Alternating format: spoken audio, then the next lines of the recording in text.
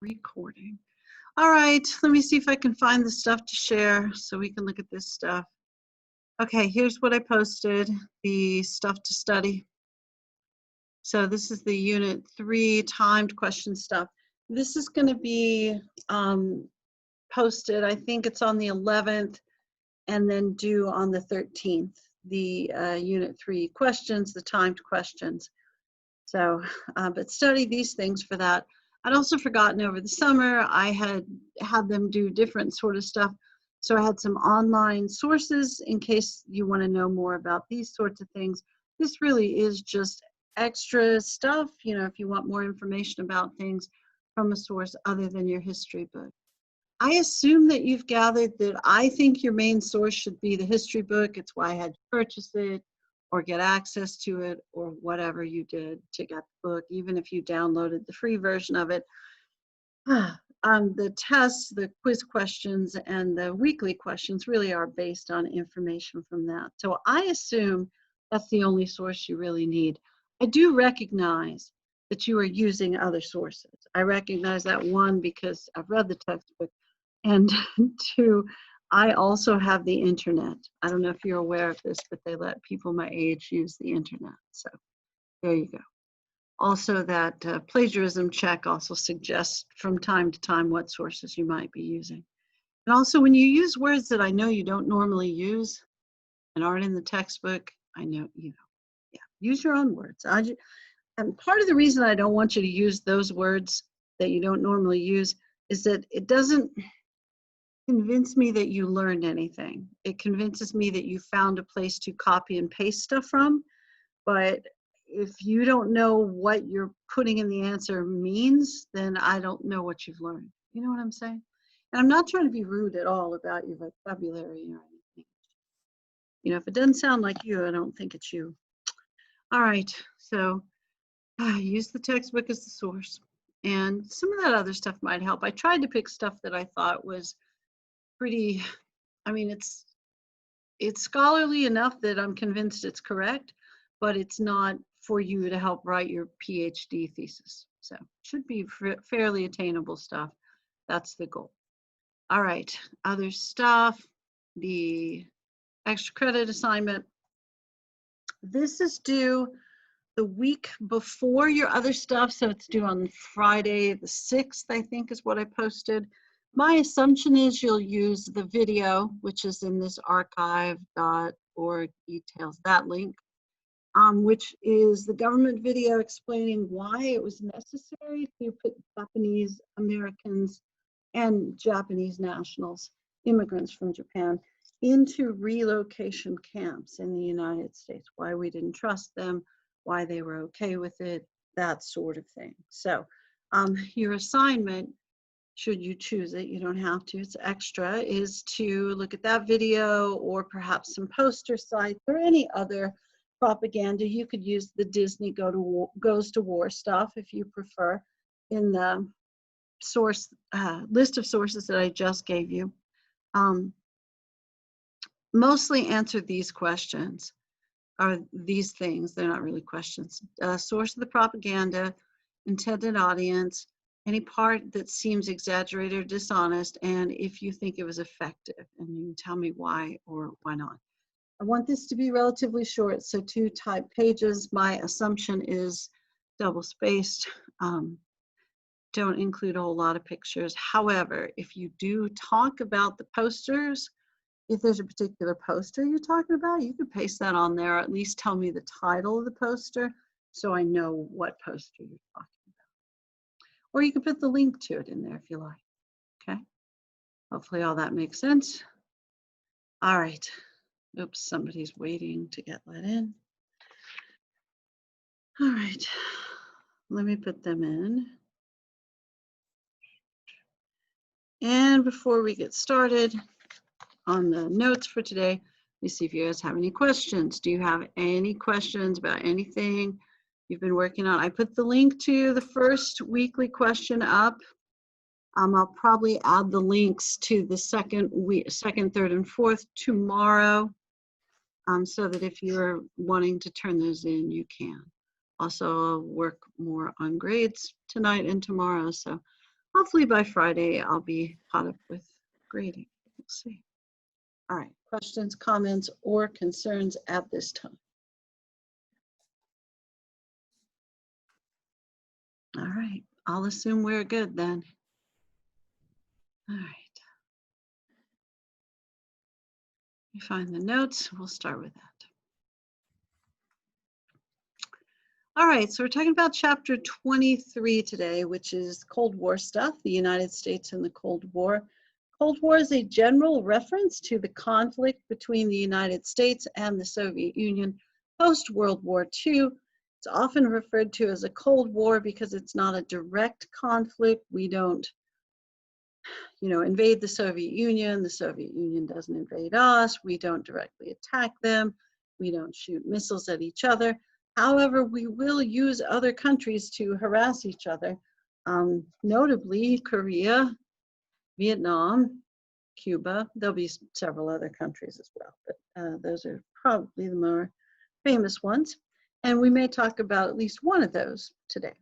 Okay, so post-World War II, we pretty quickly decide that Germany is no longer our biggest fear. Hitler's gone, and we've divided Germany up into 4 sections, and it's being governed accordingly. So our biggest fear is one of our allies, the Soviet Union. And we're concerned about the Soviet Union because they are communists, and not just communists, but evil, godless communists, because that's just who they are. And while some of you may just see communism as perhaps economic philosophy, during this era, we saw this as really not just an economic system, but also political system, which we believed always included dictatorship and repression. So we see this as a very repressive form of government that includes a dictator that suppresses any difference or dissent. So, and is also quite literally godless, that it prevents the free expression of religion. So this is not going to be something that we're okay with. Now, in the modern era, I don't know what people see communism as, and I don't know that we have lots and lots of purely communist systems. I mean, you see China, certainly their government is communist, and North Korea, certainly their government is communist, and you see that element of dictatorship. You also see an infusion of capitalism a little bit within that more repressive system of government in China. So I don't know. I think we've conflated a few things in the modern era, but we had conflated them during this era as well. So part of what we want to do to end the freedom from want and the freedom from fear is to end tyranny abroad. But this also makes people in the United States think that maybe if we have some issues with tyranny within the United States, it might be time to end those as well. And that major category of tyranny within the United States is going to be discrimination. So there'll begin to be a discussion of ending discrimination, but if that discussion is too public, then it's going to look like too harsh of a criticism of the United States, which would give aid and comfort to our enemy, the Soviet Union. So this is going to make people frustrated with the groups of people who want to be very public about their opposition to problems within the United States, because they think it makes the US look bad, and that is going to be to the enhancement of the Soviet Union, if that makes sense. Even if it doesn't make sense, that's how people feel. Okay, now why are we afraid of the Soviet Union? Are we afraid we're going to go to war with them? Probably not. Are we afraid that their influence will spread faster throughout the world than ours will? That's probably it. That's the concern. So we've already noticed that the countries that the Soviet Union freed from Nazi control, they installed Soviet-style governments, what we would consider satellite governments, into those countries. So they traded Hitler for Stalin, essentially. And, while they may or may not have seen that as a trade up, we definitely were concerned about that. We didn't think that was good for that country or good for the world. So it's really about who is going to influence the other countries in the world. So our thought is you've either got to pick Team US or Team USSR. There's really only two teams, and if you're not with us, you're against us. So, and you'll see that philosophy kind of echoed after 9/11 a little bit. You see that in some of the rhetoric of President Bush, which does feel a little Cold War-ish, and probably is because his dad was, fairly involved in that as well, and he was old enough to certainly be a part of that era because he's even older than I am. It's just crazy. I think people our age are still alive even. It's amazing. Okay. So we're concerned about the growing influence of the Soviet Union, especially over countries like Poland, Romania, Bulgaria, and even their intervention in Iran to try to take control of oil fields there, which will lead us to overthrow the government of Iran and install a different leader, which they may resent later on. It's hard to say. So the US and the British kind of took control of that. Part of a member of our State Department, George Kennan, will write a telegram that he shares with other members of the State Department, which says that our chances of defeating the Soviet Union are not really that strong. So our goal should be containing the spread of communism. He is going to suggest, though, that the United States and the Soviet Union see each other as mortal enemies, and that while we may want to just contain the spread of communism, the Soviet Union would like to end the United States. So they don't just want to stop the spread of US-ness, capitalism, they want to destroy the United States. So they are technically our mortal enemy. And mortal enemy, that's not a good one. So the idea of containment is initiated in Kennan's long telegram, but we'll talk about what that means here in a minute. And Winston Churchill will give a speech. He's invited to give the commencement speech, graduation speech at Missouri Military Academy in Fenton, Missouri, I think. Oh, Fulton, Missouri. There it is. Sorry. And in the speech, he talks about an iron curtain developing across across Europe, separating East from West, and that behind that curtain, the lights were going out. Those would be the lights of freedom, lights of democracy, and literally sometimes just the lights, because they weren't going to be as prosperous. So it's going to signify a long-term struggle developing in Europe between communism and capitalism. It's going to be an East versus West problem. Okay. So here are some definitions that might be helpful to you. Typically, I don't just like slap some definitions in the middle of my notes, but there's an assumption that all of these terms have meaning to you. So we want to make sure that you have a general idea of what they are. Containment is just the idea, foreign policy idea, that we would limit or control or hence contain the spread of communism throughout the world. So it's not necessarily eliminating it, but making sure it doesn't grow. And this would have to do with stopping the spread of Soviet influence throughout the world. Our assumption is if there are any new communist nations, it's because the Soviet Union talked them into it. The Iron Curtain, that division between East and West, there's no literal iron fence or curtain or wall or anything like that. It's just the division between the Eastern European nations that align themselves with the Soviet Union, and we think are, behind a curtain of darkness and repression and poverty and lack of choice, that sort of thing. And then people on the Western side who are democratic and free. The Truman Doctrine. Now, during this time period, there were internal communist revolutions in Greece and in Turkey. And in that era, and in that area, both, the United Kingdom, or England, Great Britain, had been financing the counter-revolutions, the push to defeat communism within Greece and Turkey. And these were internal revolutions. So they're communist parties that are trying to take over the legitimately run governments of these countries. So they might be trying to win elections, that sort of thing. So the British said, you know, it will help defeat communism. But British were broke because of World War II and they're rebuilding and all that stuff. So the British said, hey, United States, you're less broke than us. Perhaps you could take on the funding of this. And we said, sure, we will do that because we wanted to stop, you know what, evil, godless communism. So the Truman Doctrine is announced in a speech where the president, who is Harry Truman, he's a Democrat, he had been the vice president for FDR when FDR died in office. Not literally in office, but you know, while he was president.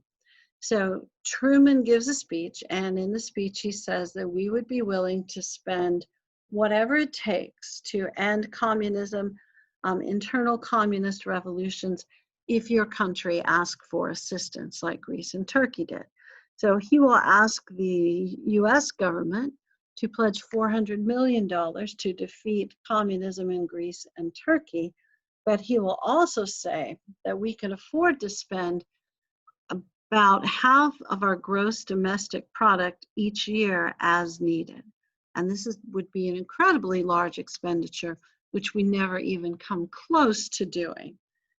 We never even spend half of our annual budget, much less half of our annual gross domestic product. Now, I'm assuming you know the difference, but I don't know why I'm assuming this. So budget, of course, is how much we spend each year in the United States to keep the functions of the US government running. And the major functions of the US government would be the military, Social Security, and whatever health programs we happen to be running. That's going to be probably 75% of the expenditure of the US government. There's other stuff too, foreign aid and maybe some aid to education and some environmental programs, that sort of thing.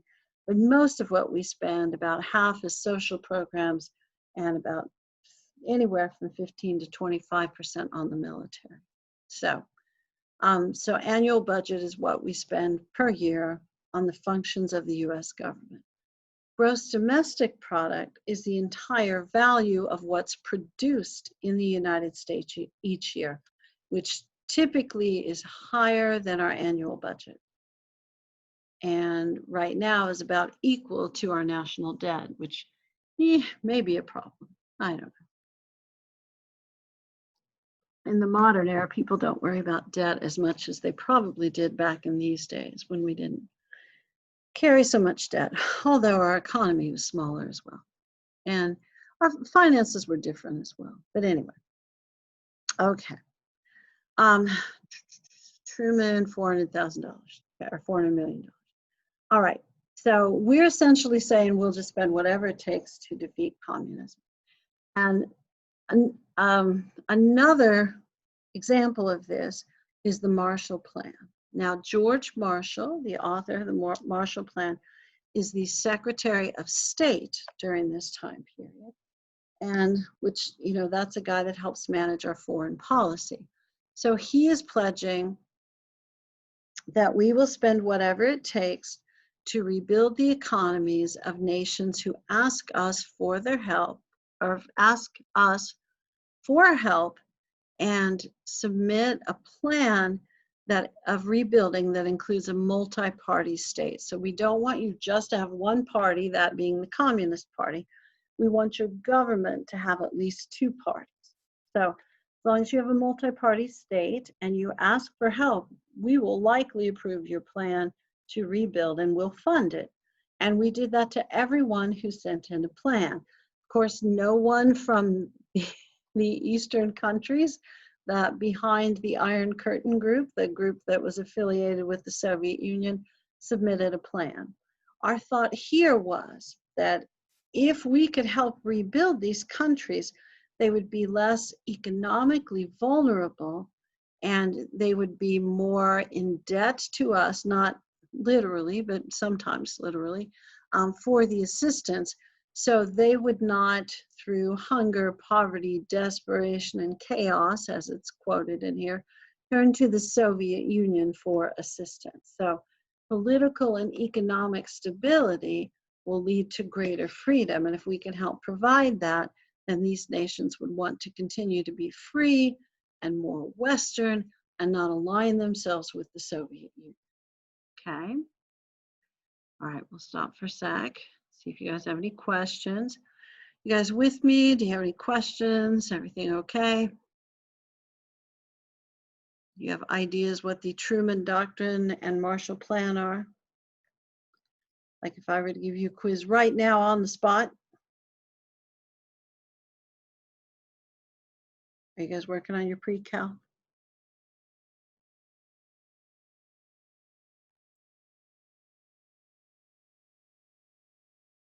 All right, I'm checking the chat. You're not working on the pre-cal, but you probably don't want a quiz right now on the spot. That's what I'm going to. Sure, we can do that. You want an on-the-spot quiz? All right. On-the-spot quiz. Oh, please no. No, just the idea. It's definitely going to be on the quiz, but difference between things like Marshall Plan, Truman Doctrine, and containment. That's part of the reason that I'm going to put those definitions in there so many times, because those concepts are fairly important to understanding this era. So, do you have a general idea what the containment policy is? What do we want to contain? Communism. Good job. Because it's evil and godless, right? Yes. Absolutely. Okay. All right. So we want to contain the spread of communism. Does that mean we want to kill the Soviet Union? We want to nuke it, get rid of it? Or are we going to leave it alone? And it was discussed multiple times. Yeah, but not during this time. We're not going to nuke the Soviet Union just yet. We got to have And the only thing stopping us was really the Soviet Union having nuclear weapons. Yeah, but we could have nuked them more than they nuked us. We may have actually had a president or two that stopped us too. There comes to a point when you're nuking someone where you can't get nuked anymore. I don't know. We never said we'd be the first nuker. We're going to be the response nuker. Except when we'll have a couple of military leaders that suggest that we could do preemptive nuclear strikes. MacArthur wanted 200 nuclear tactical warheads in North Korea. I'm quite aware of this. What happened to MacArthur when he suggested that, by the way? I mean, it probably wasn't the best idea. I hear that he got fired. That's what I heard. I heard the president said, "You're out, buddy." Yeah. Yeah, that was it. It was worth a shot. It would have ended the war pretty quickly. Oh, yeah, it would have. But it might have had a little negative side effect on our allies in the region, like South Korea. Could have been a problem. We'll have other people that will suggest the exact same thing for Vietnam, which will be, yeah, that won't go well for them either. So I agree. There are certainly people in our history that suggest that we nuke somebody and that we do that preemptively, but they typically get fired. So I think we usually have political leaders that keep those folks in check. And on the off chance, which it does happen from time to time, when we have political leaders who say, like, this is what we want to do, we don't elect those guys. Even in the middle of the Cold War, we go like, nope, that's too much. So I think maybe it should give you a little bit of comfort that from time to time we have a little more common sense than you might expect. We will get fairly close to nuclear war probably once or twice. I would suggest to you that the Bay of Pigs, not the Bay of Pigs, excuse me, Cuban Missile Crisis is probably as close as we got. And you'll look at how we handled that and you'll go like, dang, that was dumb. It was kind of dumb. But that's probably as close as we get. Although, if they hadn't held MacArthur in check, it would have been a problem. And that's tricky too, because MacArthur was way popular. I forgot to unplug my phone. He was more popular than the president at that point. So, I don't know. It makes you nervous sometimes, because sometimes when people get too much popularity and can make decisions like that, it makes you nervous. Maybe it doesn't make you nervous. It makes me nervous. Maybe my phone will stop ringing. All right, it's not going to. All right. Nobody wants information about Leander Usocker. All right, back to the notes. All right, so we haven't talked about NATO yet. We talked about the Marshall Plan. So let me go unplug the phone, sorry.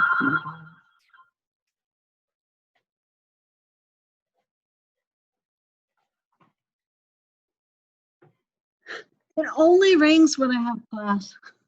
Yay for phone. I really need to get rid of that, don't I? It's a relic of the Cold War era. Maybe that's why I still have it. All right, but it's not one of those rotary phones. Yeah, okay. Marshall Plan is us spending money to rebuild the economy. Truman Doctrine is us spending money to help countries resist communist revolutions within their country. Marshall Plan is rebuild post-World War II economies. Okay, all right. So maybe you're wondering what's going on in Japan. Are you wondering what's going on in Japan at the same time? Do you think we just said, hey, Japan, sorry we nuked you. You guys go do your own thing now. Good luck to you. And we just let them go. Or did we help them? We occupied them. Oh, yes. No, we helped them. We didn't occupy them. Don't be like that. Or we occupied them. So we're going to take over Japan for a little while. Or some people would argue we still kind of have some pretty strong influence in Japan. But we take over Japan. And this is one of the countries, like, you know, we're going to divide up parts of Germany. We're going to divide up parts of Korea. We are not dividing up Japan, really. We are just going like, nope, we're in charge of this one. Now, it doesn't mean that we aren't taking suggestions and there isn't some influence, but even MacArthur himself will refer to this region of the world in this part of the Pacific as an Anglo-Saxon lake. So he's going to suggest that we really have taken control of this region. Now, when we start to rebuild Japan, we don't necessarily ask for their input. We want to rebuild Japan in the way that we think Japan would be best suited. And we're going to make sure that their government is a democracy that has more than one party involved, that they have popular elections, that they allow women to vote, and we are going to dramatically limit the size of their military. So they will have a very small military, and it's primarily defensive. And if they have military issues, if someone attacks them, we have pledged that we will defend them. So I think we've made Japan our teenager, the same way that we kind of made Cuba our teenager briefly. Now, our goal in Japan, you'll probably look at this and go, makes sense, is we want Japan to be strong politically and economically, so that it won't be subsistent, subservient to China, that it won't be under threat from other countries. And then if there's any sort of military threat, we'll take care of that. We want it to be an economically vital democracy in the Pacific. And the thought is, if we create that model, and then of course we're going to kind of push the Philippines toward that model, and maybe we'll try to push Korea toward that model. Who knows? Maybe China will go toward that model, or Vietnam will go toward that model, which is French Indochina during that time period. So we're going to try to create a very Western version of the Eastern Hemisphere. And it works fairly well in Japan, in our perspective. So the economy of Japan does become very vital, becomes very strong, and their government will work as a democracy. And it's a really interesting combination, I think, of Eastern cultural aspects and Western political and economic aspects. But it's definitely, you know, at the direction of the United States. And if you're wondering, do the people of Japan strongly resent that? The indication during that era is not so strongly that they're going to rebel. Their understanding of the situation seemed to be, their cultural acceptance of it is, we lost, we have to do whatever they say. That's just what happens when you lose. And they would argue that what they would have done, especially their leaders, would argue what they would have done to people within the United States would have been much different and much harsher. So you're going to look at this and go like, cultural appropriation, I can't believe we want the whole world to be the way that we are. That just seems so ethnocentric or nationalistic, and all those things are true. The Japanese people at that time would go like, man, I can't believe they just didn't destroy us and just take over our country. So kind of depends on perspective, I suppose.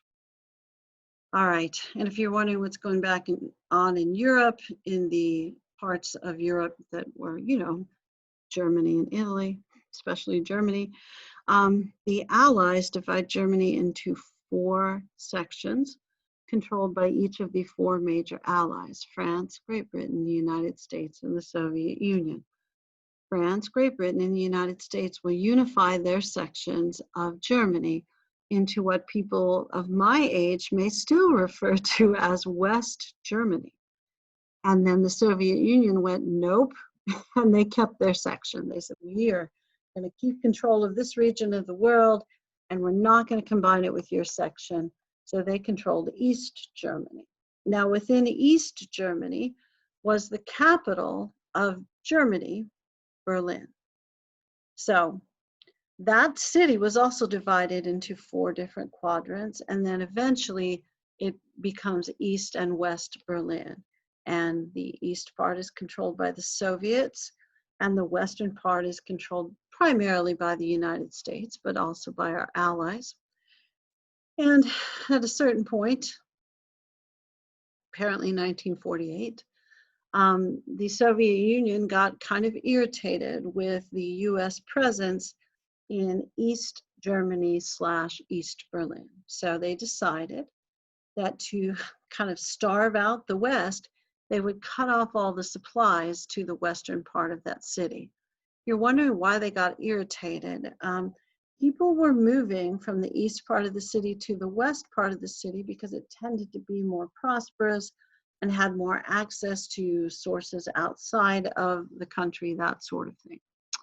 So when the Soviet Union decided to simply cut off the access,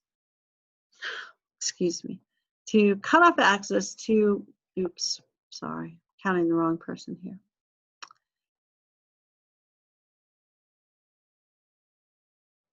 When the Soviet Union decided to cut off access to West Berlin, this is during an election year. Now, it's fairly common, and you've probably noticed it if you've watched the news this year, it's fairly common for foreign countries to interfere in the election of other foreign countries. I know it seems evil and godless still when the Russians do it, when the Soviets did it during this era. I guarantee you we also did it during election years in other countries, not so much the Soviet Union because they don't really have traditional elections there, but there are other countries where we try to intervene in their elections. Those tend to be more Latin American countries. But anyway, 1948, Harry Truman is running for his own term. He had finished up FDR's term, and the Soviets would like to see Harry Truman defeated. Now, the Soviets typically, and probably the Russians still, kind of want to see the sitting president defeated. Not so much necessarily because they feared Harry Truman in this era, or because they feared Donald Trump in the current era. They just like to see chaos. So their thought is, in general, if we elect a new president, then lots of things are going to change. You have a new administration, you've got new people coming in who may not know what they're doing. So it will make us a little more vulnerable, a little more susceptible. Maybe they can talk us into stuff that they couldn't talk the old administration into. Or, who knows, maybe they'll just have a different, stronger influence. So they really think that it's in their best interest for us to change governments every 4 years because it'll create some instability that might be to their benefit. That's my impression. of the type of interference that we tend to see from foreign governments. Now, sometimes you may see that they really just dislike a certain leader because he's not very pliable to them, but typically they just want change because they think it gives them more, opportunity for change, access, chaos in our country, weakness, that sort of thing. Well, anyway, so the Soviets are thinking, there's no way that the United States wants to have World War III. And they're surely not going to have World War III over supplies in West Berlin. I think they're correct about that. So their thought was, if we block off supplies to West Berlin, we close the roads and block the railroads, there's no way they can get stuff in, and they will just give up, and they will just say, okay, you can have the entire capital city. So when this starts to happen, Harry Truman's got to ask himself, how far am I willing to go? How far am I willing to press this? Because if I do nothing, I'll look weak and I won't get reelected. If I do too much, I'll start World War III, and not only will I not get reelected, I will have started World War III. So what am I supposed to do? So he checks with advisors, and what they decide to do is to take supplies, essentially put them on pallets with parachutes, and drop supplies in with B-2 bombers. So they fly bombing raids over Berlin, but instead of dropping bombs, they drop food. It's pretty clever. And the Soviets go like, that's cool, but I bet you won't do that for a long time. 11 months later, we're still dropping thousands of tons of supplies into West Berlin every day. By then, the presidential election is over.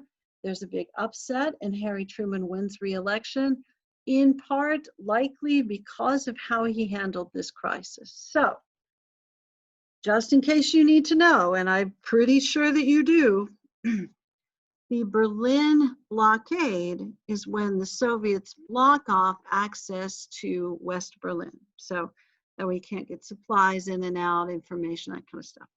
The Berlin airlift is when the US responds by dropping supplies in from airplanes. So you got Berlin blockade and Berlin airlift. And people really applauded the ingenuity, literally and figuratively, of course, the ingenuity of the Berlin airlift, and the end result of that is Harry Truman gets elected in 1948, even though it looked like he probably would not, but he did. So there it goes. All right. Another result of this, or a thing that happens kind of simultaneously, is the creation of the North Atlantic Treaty Organization. Now, it's in part because of this, but also, like it says in the notes, in part because the Soviet Union has successfully tested atomic weapons by this time period. So once that happens, our Western European allies go, oh crap, we need to bond together, and we need to create an alliance that will prevent World War III and perhaps keep us safe from Soviet aggression, especially now that the Soviets have nuclear weapons. And if you're wondering, was that a realistic threat? Yeah, maybe. I mean, maybe. Certainly in the modern era, how we viewed the Soviet Union has changed. Now, when I was a kid, we're still at the height of the Cold War. I was born in the 60s. We're still at the height of the Cold War. We know that the Soviet Union is the most evil nation around. You noticed all of our movies, all of the villains are Soviets. They're terrible. And, they always want to do horrible, unethical things, kill the children, kick the dog, blow stuff up. That's just who they are. They're evil, godless communists. Now, people who are a little younger than me, when they start to write history, they will look at this era and they would go like, we just made that all up. The Soviet Union wasn't bad at all. They were just, they just had a different philosophy. They were never really a threat to us. We made up that threat so that we could build up the military-industrial complex, and we could build more weapons and develop the military when we knew that the citizens wouldn't support that. So we really just made up this conflict, knowing that the Soviet Union was never a real threat to us or a real threat to anyone. I think in the current era, we probably have a little better grip on who the Soviet Union was. Because for someone to say they were never a real threat and they're led by a guy named Stalin, who's probably responsible for the deaths of 25 million people, I don't know how accurate that can be. You know, if you oppose Stalin, he killed you. He's a real threat to somebody. Now, he may not be a real threat directly to the United States. I guess that he probably wasn't directly, but certainly was a threat to our allies in the region, and certainly was not well thought of in countries that he had taken over, or again, to people who opposed him. And then some people would argue, well, once he's gone, the Soviet Union's pretty benign. You know, they're not very harmless, except all the guys who take over after him were parts of the KGB or parts of organizations that carried out the purges. So, you know, it's still, it's still a pretty rough place where there's no freedom of speech or dissent. And if you have dissent, they often kill you. I also recognize that in the United States, if you have dissent, we might occasionally have some problems with you that would lead you to go to jail. But often in this era, we would have problems with you that would end your career. So it could cost you your livelihood. So we're not, pure and wholesome during this time period. We're also not Stalin-led Soviet Union. So I don't know. But anyway, all right. So NATO's created so that Western European countries feel like they have protection against the Soviet Union in the event that something World War III-ish occurs. It also is supposed to ensure that the United States would get involved in conflict before World War III broke out and continued for a couple of years, and we sold to both sides because we sort of had that history in previous conflicts. In the meantime, there's more stuff going on, and the more stuff is going on in Korea. So, Korea, somewhere between Japan and China, and excuse me, sorry. Sorry. Korea had been invaded by Japan during World War II, and some very heinous things happened in Korea at the hands of the Japanese. So Korea is also going to be divided into 4 different sectors for each of the 4 major allies. The United States, France, England will combine their sector into what will be South Korea, and North Korea will be a Soviet-controlled sector. The Western-controlled sector, South Korea, the occupation troops will be moved away, but they'll be nearby, lots of them in Japan. In North Korea, the Soviet troops remain. In 1950, right after the creation of the United Nations, a multinational peacekeeping organization and problem-solving organization, which is also supposed to prevent World War III. And if you have problems there, you just go to the UN and go like, hey, I have problems, and then the UN will set up a committee and help you solve your problem, hopefully in a way that you like.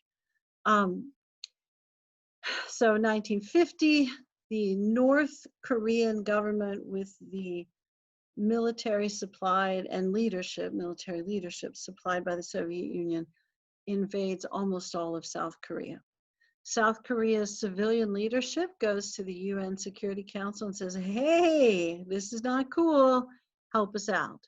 And most of the Security Council votes to help them out. Maybe the Soviet Union didn't, but pretty much everyone else did. Maybe not China, but pretty much everyone else did. So the United Nations creates a military force specifically to push the North Koreans out of South Korea. This force will be led by American commanders. And let's see, the war begins, or the conflict, it's not an officially declared war, but the conflict begins in 1950, and the United States will send thousands and tens of thousands of troops, along with other United Nations countries, to try to push the North Korean Soviet forces out of South Korea. The conflict will last for a little over 3 years. and will end in a ceasefire and a stalemate and a ceasefire, but no formal peace treaty and no unification elections, which were supposed to happen. Each side thought the unification elections might not benefit them, so they were a little nervous about them before the war, which is part of the reason perhaps that the North invaded the South. The end of the Korean conflict without a peace treaty, without unification, was also a signal that harmony between the Soviet-backed factions and the US-backed factions, or communist and non-communist forces in the world, was probably unlikely. The United States also would push for decolonialism, for countries to get rid of whatever colonies that they had taken, and our European friends are not going to be as okay with that. We'll follow through by freeing the Philippines, but certainly still having lots of influence over the Philippines, and granting different political status to Guam and Puerto Rico. Our European friends not so much on board with that. Okay, I wanted to show you some resources about the Korean conflict that might help you understand some of it a little better. Let me open this and see if I can share it. Maybe. Nope, that's the video. You could watch that though. It's pretty short. It's like 2 minutes. I just don't know that if I showed it to you that it would. I don't even know what you're seeing. Sorry. Let me try again. Screen sharing. Dear. Let me go to this because I think I can link to it from here.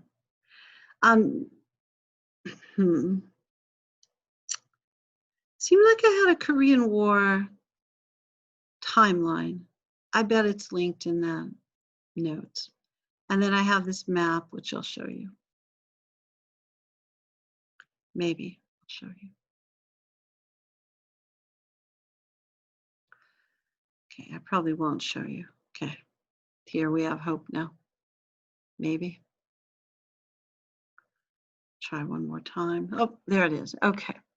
So the map, the Korean War map, shows the progression over time. And then we'll wait till it goes back to 1950. So at the beginning of the conflict, the North invades the South. We'll wait. And takes over almost all of the South. And notice how, the time goes, and they're showing the change, which isn't much for the last 2 years. So you see most of the change at the beginning. So the North invades the South to the point where they get almost all of the country except for Pusan. Then the US leads an invasion at Incheon, pushes up through the North, and then within a few months is pushed back down to the 38th parallel. For most of the war, the conflict hangs around at the same point. So you've got about 2 years of trench warfare with incredibly modern equipment, which is why you see such very large casualty numbers in the Korean conflict. So it's pretty bloody stuff, even though it's pretty quick. Let me find one more thing. Sorry. I think this is the timeline. Let me double check. Poo-poo. Nope, it's the video too. It's Dr. Somebody giving you a commercial. Must be the other thing. Maybe I linked the same thing twice. Maybe I don't know. I don't know. Go back to you guys. Where are you?